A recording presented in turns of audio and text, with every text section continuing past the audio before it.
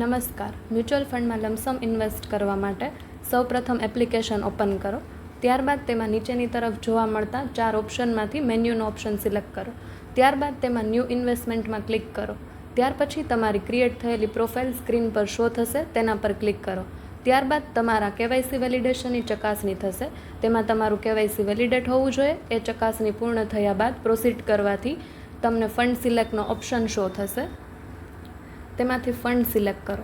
તેમાં પ્રથમ જે કંપનીના મ્યુચ્યુઅલ ફંડમાં ઇન્વેસ્ટ કરવું હોય તે સિલેક્ટ કરવાની.